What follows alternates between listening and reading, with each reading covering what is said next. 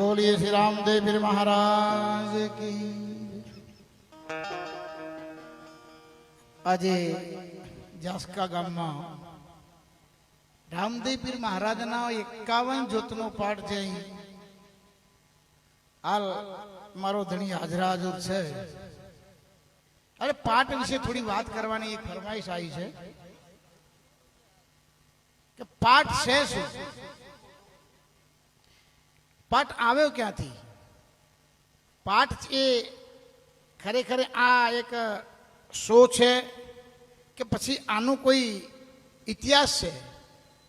તો એના વિશે જો આપને જાણવું હોય તો આમ ખરેખર પાઠ આપણા શરીર સાથે વણાયેલો છે. કારણ આ શરીરમાં 8નો ઠાઠ છે. 5 પ્રકૃતિ અને 3 પ્રાણ, 5 પ્રાણ ને 3 પ્રકૃતિ, 5 ને 3 8, 8નો ઠાઠ અને એનો આ પાઠ. હવે જો આગળ વાત કરીએ તો પાઠ ક્યાંથી આવ્યો? પાઠ આ શરીર ઉપરથી જ આવ્યો છે. અને આમાં આપણે તમે બધા હાલ કહીશું પાઠ કોનો, તો કે રામાપીરનો. હકીકતમાં રામાપીરનો પાઠ નથી. રામાપીરનું નામ આ પાઠની જોડાયું કેમ એનો ઇતિહાસ છે. અને એ ઇતિહાસ જાણવા માટે આપણે થોડો આગળ જવું પડે. કારણ પાઠમાં જે કોઈ બેઠેલા હોય એમને પૂછજો, એક પણ ગાયત્રીમાં રામાપીરની ગાયત્રી છે? શિવ શક્તિની વાત કરવામાં આવી છે. એટલે આ પાઠ શિવ શક્તિનો જે હાલ જ્યોત છે ને એ જ શિવ શક્તિ જ્યોત, એ જ પરમાત્મા. અને તમારામાં પણ એક જ્યોત છે. જઠરાગ્નિમાં તમારામાં એક જ્યોત છે અને એ જ્યોત આપણા શરીરમાં છે. અને એ જ્યોતની આને હારે મિલાપ કરવાનો છે. અને જ્યોતની છાયામાં બેસી અને જે કોઈ વ્યક્તિ આ નકણક કહેવાય, અલખધણી કહેવાય, એના રૂપો બધા ઘણા છે, એના નામ પણ ઘણા છે. પણ આ પાઠ એ નિધિયા ધર્મનો એક ઉત્સવ છે. નિધિયા ધર્મ, મહાધર્મ, અને એ સનાતન ધર્મની એક ભાગ છે. તો નિધિયા એટલે શું? કારણ પાઠને જો સમજવો હોય તો નિજિયા એટલે નિજ. એ કહે પીર રામદેવ રે, એ તમે કહો પૂરા પંડિતોને, કહો શેખ સંન્યાસીને, એ મારા નિજના એ ગુરુ કોણ છે? એ તારા નિજના એ ગુરુ કોણ છે? આપણે ગુરુ તો ઘણા કરે, અને તમે બધા કહો છો ગુરુ એટલે. અમે ઘણાને પૂછીએ કે અમારા ગુરુની તિથિ છે, તો શું ગુરુ મરે ખરો? તો શું ગુરુ આવે ખરો અને ગુરુ જાય ખરો? ના, એની એક સાખી છે. ગુરુપદ પંકજ પૂજતા 14 લોક પૂજાય, શિવ વિરંચી શારદા ગુરુ તણા ગુણ ગાય. તો હવે જો આ ગુરુ કદાચ તમે કહેતા હોય કે આ દેહધારી બેઠા એ ગુરુ છે, તો પછી આ કયા ગુરુની વાત? ગુરુ એક પદ છે. ધર્મ એક ધારણ, ધર્મ એ ધારણથી ઇતિ ધર્મ, ધર્મ સામે પડ્યો છે. આપણે જે આજ કર્યું ને આ ધર્મ કર્યું, કર્મ કર્યું. બાકી ધર્મ તો છે, એને ધારણ કરવો પડે. આ મનુષ્ય દેહથી તમે એની વિશે વિચારો, એને સમજો અને એને કર્મ રીતે કરો, એનું નામ ધર્મ.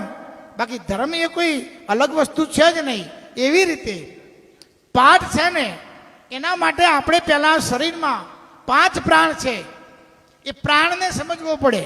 અને પછી 3 પ્રકૃતિ, 5 + 3 એ 8, અને 8નો આ ઠાઠ, અને એ ઠાઠ ઉપરથી આવ્યો પાઠ. તો પાઠ રામાપીરનો કેમ? તો 4 યુગમાં વાત કરીએ. પહેલામાં પહેલા જ થઈ ગયા 5 કરોડ તર્યા. તો શું એ વખતે વસ્તી 5 જ કરોડ હતી? ના, વસ્તી 15 કરોડની હતી. તો 5 જ કેમ તર્યા? બાકીના 10 કરોડનું શું થયું? તો 5 કરોડ જે હતા 15માંથી એ તો પરમાત્માને માનતા જ નહોતા. હાલમાં ઘણા એવા છે કે ભગવાન છે જ નહીં, એમ એ વખત પણ હતા. અને એ 5 કરોડ માનતા જ નહોતા, એટલે એમને તો બાદ કરાય. રહ્યા 10.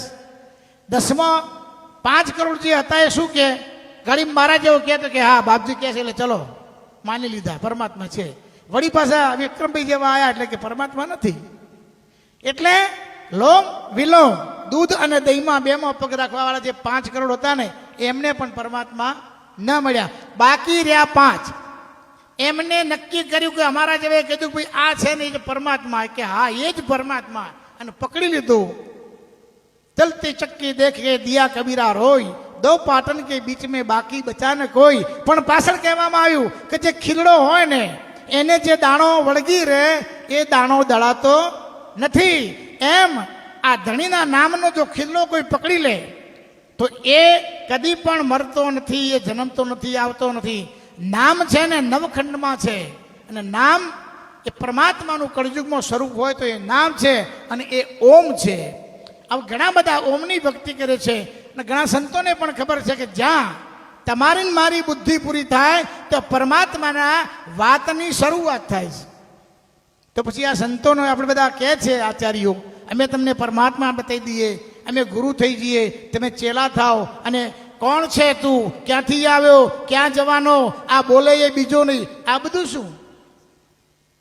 તમે દેહથી હટીને વાત જ કરતા નથી ભલા માણસ. આ દેહ છે એ પંચભૂતોની કાયા છે, 5 પ્રકૃતિ છે, અને એ પ્રકૃતિ જે હામે છે એ આ શરીરમાં છે.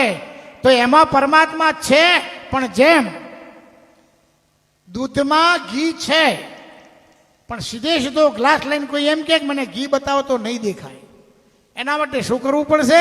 દૂધનું દહીં બનાવવું પડશે, દહીંનું માખણ આવશે, અને માખણ જો તાવતા નહીં આવડે ને તો એ બગડી થઈ જશે, ઘી નહીં બને. એમ પરમાત્માને જો ઓળખવો હોય ને જાણવો હોય ને તો આ દૂધનું દહીં બનાવવું પડશે, એનું માખણ કાઢવું પડશે, અને એનું ઘી બનાવતો જેને આવડતું હશે એ પરમાત્માને પ્રાપ્ત કરી શકશે. આ ભક્તિ છે ને તો ખાડાની ધાર છે. તો ખાડાની ધાર તમને અત્યારે લાગે છે? ના, અત્યારે તો બાર જુઓ ગાટલા છે, અડધો કલાકે ચા આવે, નાસ્તો આવે, પ્રસાદ આવે. હાલ તમને ખાડાની ધાર લાગતી નથી, પણ આ વાત છે સતયુગની. જે વખતે પહેલા દે ભક્તિ કરી અને એ વખતે હરણાકશ જેવડો વિચિત્ર એક રાક્ષસ થઈ ગયો, એ પોતે કે પરમાત્મા હું છું, બીજો કોઈ નહીં. અને એમના 18-16 વર્ષના ધ્રુવ પહેલા જ ને કીધું જા ગામમાં ફેરો માર, રાત ને દિવસ ચોકી કરવાની, જો મારા સિવાય જે નામ લેતો હોય બીજા પરમાત્માનું એને અહીં લાવીને સૂર્ય ચડાવવાનું. જોજો આ પ્રથમ પાઠની શરૂઆત. પાઠ કેટલા? પાઠ 4. અને પ્રથમ પાઠ કોણ એની આ વાત છે. આ પ્રથમ પાઠ કોણે મળ્યો અને ક્યાં મળ્યો? હરણાકશના રાજમાં પહેલા જ રાજાની ચોકી હતી. એ વખતે શ્રીબાઈ કુંભાર અને સવા ભગત નામના 2 વ્યક્તિ એ નિભાળામાં માટલામાં એક બિલાડી વિયાયેલી હતી, અને એ નિભાળામાં એ માટલું મુકાઈ ગયું હતું, ને આગ પણ દેવાઈ ગઈ હતી. અને આ ભગત ને ભક્તાણી બંને વચ્ચે વિચાર કરતા હતા કે હે મારા નાથ, હવે આને બચાવે કોણ? અને એ વખતે પહેલો પાઠ પચ્ચમીઓ, જે પેલો દીવો પાછળ છે એ પહેલો પાઠ, અને એ પચ્ચમીઓ પાઠ એ વખતે એક નાની એવી પાટલી, 1.25 શેર ઘઉં, એક રકાબી, એક આડી દિવેટ અને એક ઊભી. આડી એ શક્તિ અને ઊભો એ શિવ. એ પાઠ એ વખતે આ શ્રીબાઈ કુંભારે અને સવા ભગતે કરેલો. અને જુઓ અત્યારે પડદા વગરનો પાઠ છે. તમે બધા જે આ જૂના માણસો છે ને પગડીઓવાળા, એમને પૂછો આજથી 20-30 વર્ષ પહેલા પડદે આવું, પડદે જાવું, પડદે કરું કમાઈ, 5 મહેશ્વરી की આજ્ઞા હોય તો આવું પડદાની માય. આ મંત્ર એટલા માટે બોલાવતો, પડદા સિવાયનો પાઠ નહોતો. કારણ ખબર પડી જાય ને હરણાકશને અથવા તો પહેલા જ ને તો સવારે સૂર્ય ચડવું પડે. એટલે ભક્તિ ગુપ્ત હતી એ વખતે, અને એ વખતે ગુપ્ત ભક્તિને સાચવી રાખવા માટે પડદા હતા, કવાળ વાગતા હતા, કોઈને ખબર ન પડે, અને ભક્તિ છતી કરાતી નહોતી એટલા માટે પડદા હતા. હવે તો કોઈ તકલીફ જ નથી, હવે તો ખુલ્લે આમ ભક્તિ કરો, તમે બધા આઝાદ છો. અને એટલા માટે એ વખતે ભક્તિ ખાંડાગીરી ધાર કીધેલી. અત્યારે જો કોઈ ખાંડાગીરી ધાર કે તો એને એમ સમજવું પડે કે ભક્તિની જે લાઈન છે એનો જે ધર્મ છે ને એ ધારણ કર્યા પછી જોજો, નોકરિયાત માણસ પોલીસ ખાતામાં હોય ને એ દારૂ પીવે ને તો એને 2 ગુના લાગુ પડે, અને પબ્લિકનો માણસ પીવે તો એને 1 જ ગુનો લાગે. આઈપીએ પ્રોસેસ સાસડ બી એટલી જ લાગે. પેલાને 2 કેમ લાગે? કારણ એ કાયદો જાણે છે. એમ જે ધર્મ જાણતો હોય અને ભૂલ કરે ને તો એને ડબલ પાપ લાગે છે. આપણે વાત કરીએ પહેલા પાઠની, એ પશ્ચિમીઓ પાઠ. પહેલા જ રાજા એ ચોકી કરતા હતા, રાતનો સમય હતો, 12 વાગ્યો છે, અને જાળી એટલે કે બારીમાંથી પ્રકાશ દેખાણો. પહેલા જ ગયા, બારણું ખખડાયું, ખોલ્યું, પહેલા જ ને જોયું, મોતિયા મરી ગયા. કે બોલો કોનું નામ લો છો? કે મારા પરમાત્મા હરિ ભગવાનનું નામ લઈએ છીએ. તો કે મારા બાપો પરમાત્મા છે, તમારો પરમાત્મા નથી. તો કે જો આ અમે નિભાળો છે, એમાં બલાડીના બચ્ચા છે, અને અમે આ પાઠ માંડ્યો છે. મારો ધણી જો હવારે માટલામાં બિલાડીના બચ્ચા જીવતા નીકળે તો મારો હરિ હાચો ને તારો બાપ ખોટો. કે પહેલા જ કે કબૂલ. અને પહેલા જ પછી કીધું કે જો એ ન થાય તો કે તમારી જે સૂર્ય ચડાવવાની રીત છે એમને નક્કી. અને 4 વાગે જૂથ કેમ મળે છે એનું આ કારણ છે. 4 વાગે માણસ કે જેને સવારમાં પરોઢ કહેવાય, એ વખતે પહેલા જ પોતે સૈનિકો સાથે આવે છે અને કમાળ ખખડાવે છે. અને કમાળ ખખડાવીને શ્રીબાઈને કહે છે કે જુઓ સામે નિભાળ તો બુજાઈ ગયું, હવે ઝટ કરો અને ખોલો, મને બતાવો તમારા બિલાડીના બચ્ચાને, તમારો પરમાત્માનું પ્રમાણ આપો. અને એ વખતે 4 વાગે જ્યોતને વાળવામાં આવે છે અને જ્યોતના વડામણ થાય છે. અને પાઠનું વિસર્જન કરી અને હરિનું નામ લઈ શ્રીબાઈ અને સવો ભગત માટલા ખોલે છે. અને એમાંથી જે માટલામાં બચ્ચા હતા એના આજુબાજુના 2 માટલા કોરા. પેલું તો ખરું જ, તેણે કાચા નીકળ્યા અને મિયાવ મિયાવ કરતા બિલાડીના બચ્ચા નીકળ્યા. અને પહેલા જ આ શ્રીબાઈના પગમાં પડી ગયું હતું. આ પહેલો પાઠ. હવે પાઠ કોનો છે? શિવ શક્તિનો. તો રામાપીરનો કેમ કહેવરાણું? રામાપીરનો એટલા માટે પહેલા જ નો, બીજો હરિચંદ્ર પાઠ, ત્રીજો માંડ્યો ધર્મરાજાએ અને ચોથો બળીરાજના પાઠ માંડ્યા પછી હાલ આપણે જે ગિરનારમાં આ તળેટીમાં છે ને એ બકરી છે. દત્તાત્રેયની ટૂંકમાં ત્યાં પાઠ મંડાણો છેલ્લો બળીરાજાનો. અને અજિયા એ વખતે 12 કરોડે અજિયા વરોધીની કોળી કરી અને એ કોળી લઈ એક મને આરાધ કર્યો અને બકરી બેઠી થઈ નહીં. 3 યુગમાં, પ્રથમ યુગમાં હાથી, બીજા યુગમાં ઘોડો અને ગાય, આ 3ને વરોધીને જે હાલ તમે પ્રસાદ લીધો એ કોળી કરી. અને કોળી કરી એટલે જીવતા થઈને 3 પેલા સ્વર્ગમાં એ હાલ પણ છે હયાત.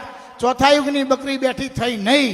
અને એ બકરી બેઠી નથી એટલે સંતોએ આ કોળી પડતી મૂકી અને બકરીને ઢોકી અને કહ્યું, આચાર્ય હતા ગોરખનાથે કીધું કે ભાઈ હવે આ પાઠને ઢોકી દો. ભવિષ્યમાં નકળંગ ધણી આવશે, મેઘડીના હારે લગ્ન કરશે, 5 પાંડવો ભેળા મળશે, કુંતા માતા અને દ્રૌપદી અને કૃષ્ણ ભગવાન આ નકળંગના એટલે નિજારી જે નિષ્કલંકી એવો પરમાત્મા અવતાર લેશે ને એનો પોંખણો પોંખશે દ્રૌપદી, એના ચોલ્લા કરશે ને હરની આરતી ઉતારશે. એ વખતે આ પાઠ મંડાતો હશે તો બકરી બેઠી થશે અને સતના પ્રમાણ આપણને મળશે. પણ પરમાત્મા કે પાઠ તો મંડાતો નથી, તો આ પાઠ માંડ્યા વગર થાય કેમ? અને એટલે રામાપીર જે કૃષ્ણ ભગવાન વિષ્ણુ ભગવાન પોતે અજમલના વજિયા મેણાના મેણો ખાવા પડ્યા, દરિયામાં પડ્યા અને પરમાત્માએ કીધું કે જા તને દીકરો મળશે. કે દીકરો નહીં, તમે આવો. અને ઈ વિષ્ણુ ભગવાન ઈ જ આ રામાપીર. અને આવીને 52 પરચા પૂર્યા એને પાઠ ચાલુ કર્યો. હવે જે પાઠ ચાલુ કરે એનું નામ પડી ગયું રામાપીરનો પાઠ. બોલો રામાપીર કી.